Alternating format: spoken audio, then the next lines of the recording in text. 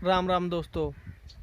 आज 5 जून, जब पिछले साल 3 कृषि अध्यादेश है जो वो लाए गए थे। अपनी बात स्टार्ट करूं उससे पहले मैं किसान आंदोलन में जितने भी किसान शहीद हुए हैं, जिन्होंने अपने प्राणों की आहुति दी है, उन सबको मैं प्रणाम करता हूं, नमस्कार करता हूं। तो अब बात करते हैं, एक साल पहले जब ये 3 कृषि अध्यादेश लाए गए थे जो कि अब कानून बन चुके हैं, और उनके विरोध में किसानों ने जो अपना आंदोलन चलाया था, 25 नवंबर को वो दिल्ली पहुंच गए थे। और आज हमारा आंदोलन चल रहा है और आगे भी जारी रहेगा। जो हमारा आंदोलन चला रहा है, लेकिन इसमें अब कुछ बातों पे हमें ध्यान देने की ज़रूरत है। जो किसान नेता हैं उनको ये बात ज़रूर देखनी चाहिए कि ये आंदोलन कहाँ से स्टार्ट हुआ था और अब ये आंदोलन कहाँ जा पहुँचा है। इस दौरान हमने क्या खोया है और कहाँ जो है हम और अच्छा कर सकते हैं।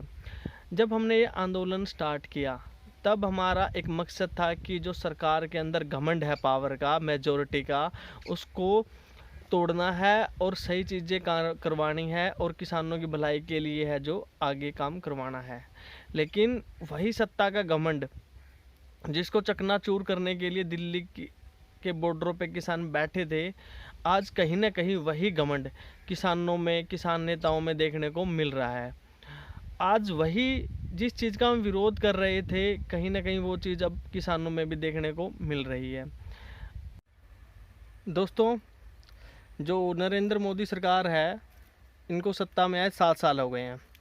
7 सालों में इन्होंने मन की बात 77 से 78 बार की है, लेकिन कभी इन्होंने जनता की बात की नहीं, अपने मन की बात की, जनता के मन की बात सुनी ही नहीं। ये अपनी बात बोलते हैं लेकिन दूसरों की बात नहीं सुनते। अगर कोई दूसरा इनसे क्वेश्चन कर देता है तो वो उनके लिए कांग्रेसी हो जाता है, उनके लिए वो देशद्रोही हो जाता है। और अब जो है किसान भी वही काम कर रहे हैं। किसान भी अब अपनी बात बोलते हैं, लेकिन दूसरा अगर कोई उनसे क्वेश्चन पूछ ले तो वो बीजेपी आरएसएस का गुंडा हो जाता है, वो देशद्रोही हो जाता है, वो असामाजिक तत्व हो जाता है। अगर आप में बोलने की एबिलिटी है, अगर आप में बोलने की क्षमता है, तो सुनने की पेशेंस भी रखिए। अगर आप दूसरों से क्वेश्चन पूछते हैं तो दूसरों के क्वेश्चन का जवाब देना भी सीखिए। ऐसे नहीं है कि जिस चीज़ का हम विरोध करने आए थे अब हम उसी चीज़ को सपोर्ट करने लग जाएं। जिस रास्ते का हम खुद विरोध कर रहे थे, अब हम उस रास्ते पे हम खुद ही चलना स्टार्ट हो जाएं। तो हमें ऐसा नहीं करना चाहिए, वरना उनमें और हमें कोई फ़र्क ही नहीं रह जाएगा। शॉर्ट अगर एक लाइन में बात करें तो जिसकी लाठी उसकी भैंस वाली बात हो गई है। हमारा जब ये आंदोलन स्टार्ट हुआ तो हमने बोला कि भाई हम कृषि कानूनों के विरोध में हैं, हमारी सरकार से कोई लड़ाई नहीं है। लेकिन अब जो ये आंदोलन है, और ख़ासकर हरियाणा में ये आंदोलन कृषि बिल और एमएसपी की गारंटी से हटके अब ये किसान वर्सेस खट्टर सरकार हो गया है। किसानों की जो अब प्रायोरिटी हरियाणा के अंदर, उनकी प्राथमिकता है जो कृषि बिल और एमएसपी गारंटी से ना हो, अगर खट्टर सरकार हो गई है कि भाई सरकार को गिराना है। ये थोड़ा सा अजीब लग रहा है। अब पहले हमारा यह था कि किसी भी लीडर को, जेजेपी का हो चाहे बीजेपी का हो या किसी भी पार्टी का हो, हम उनको पॉलिटिकल रैलीज नहीं करने देंगे, कोई पॉलिटिकल फंक्शन नहीं करने देंगे। लेकिन अब सिचुएशन बिल्कुल डिफरेंट हो गई है।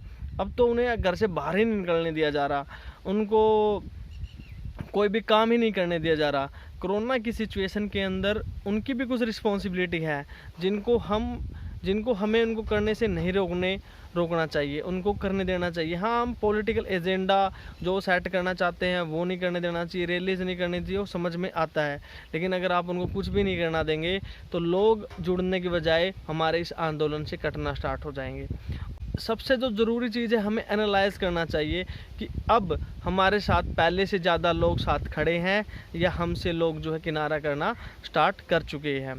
कितने लोग हमसे नए जुड़े हैं और कितने लोग हमें छोड़ के जा रहे हैं। क्योंकि स्टार्टिंग में जब हमारा आंदोलन था तो ये शांतिपूर्ण आंदोलन था, लेकिन अब धीरे धीरे इसमें कहीं ना कहीं हिंसा पांव पसार रही है, जो कि इस आंदोलन के लिए सबसे खतरनाक बात है। बहुत सी जगह तो वैचारिक मतभेद भी देखने को मिले हैं, फूट पड़ने की भी खबरें आई हैं जो किसी से छुपी नहीं है। किसान नेताओं में जो है कम्युनिकेशन गैप नज़र आया है। तो ये चीज़ें जो हैं हमारे आंदोलन को कमज़ोर कर सकती हैं।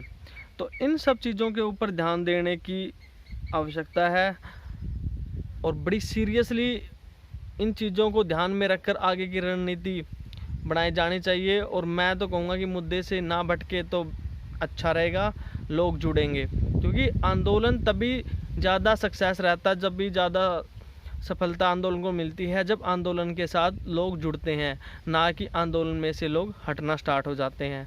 पहले जब ये आंदोलन स्टार्ट हुआ था तब आम जनता के सेंटिमेंट्स भी जो है आंदोलन के साथ जुड़े थे, आंदोलन को सपोर्ट कर रहे थे, चाहे उनको परेशानियां क्यों ना झेलनी पड़ रही हो। लेकिन अब जो है सिचुएशन वो है जो है बदलती हुई नज़र आ रही है। तो इन सब चीज़ों के ऊपर जो है किसान नेताओं को, किसानों को ध्यान देना चाहिए और आंदोलन को शांतिपूर्ण तरीके से आगे बढ़ाना चाहिए, वरना गलत रास्ते की मंजिल जो है कभी सुनहरी नहीं हो सकती। हमने पहले भी कहा था, आज भी यही कह रहे हैं। तो वो काम करिए जिससे लोग आंदोलन में बढ़ चढ़कर भाग लें, बढ़ चढ़कर लोग आएँ, अपना सपोर्ट दें, ना कि लोग किनारा करना स्टार्ट हो जाए।